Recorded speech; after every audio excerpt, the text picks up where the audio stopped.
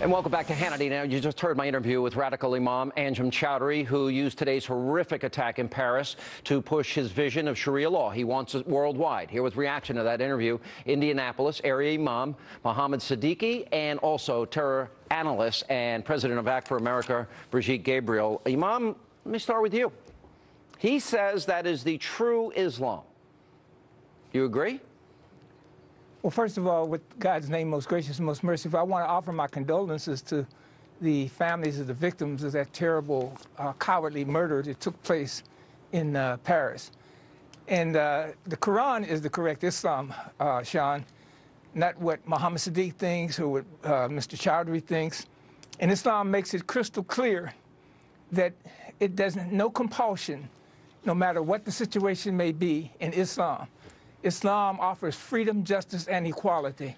And does it really offer humanity. freedom as practiced under Sharia for women, for gays, for lesbians, for apostates, for infidels? Does it really? Because as it's practiced in, let's see, Afghanistan, Iran, Saudi Arabia, is it really freedom?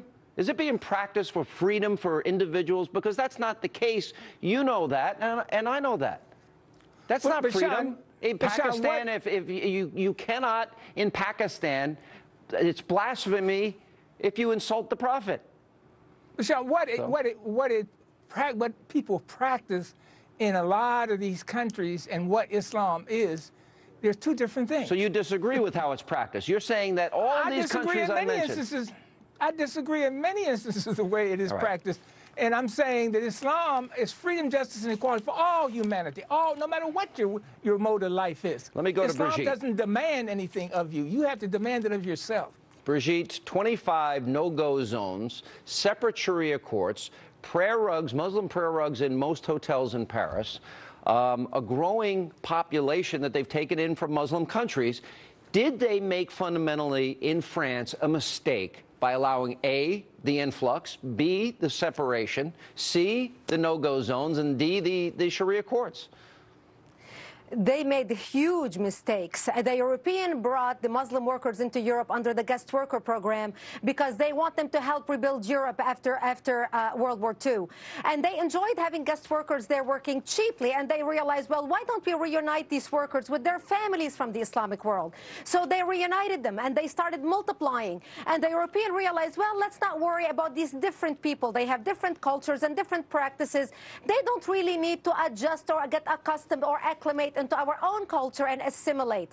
And Europe made a mistake, and Europe today is paying the price. Because when Europe ignored the cancer growing within its body, when it was at stage 2, today Europe and its cancer is at stage 4, and it's very difficult to control. All right, let me ask you about what the Imam said about this being the true Islam, the desire for worldwide Sharia and full and complete submission.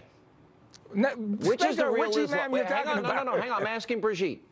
What was your reaction to that? Because I thought that was an honest assessment of radical Islamofascism.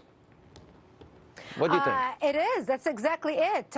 He was very honest. I believe he is even more honest than the Imam we have with us on the show right now. Because Islam is not freedom, it is submission, where all other non-Muslims either convert or die or submit to Islam. That's the only time where Christians and Jews lived peacefully under Islam, was under submission as second-class citizens or dhimmi.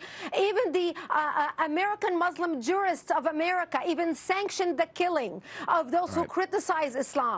This is here in America, Sean. We even have a research study, a polling data by Wenzel Strategies, where they polled in 2012, 2 years ago, highly American Muslims, and they both agree with Sharia law. All right.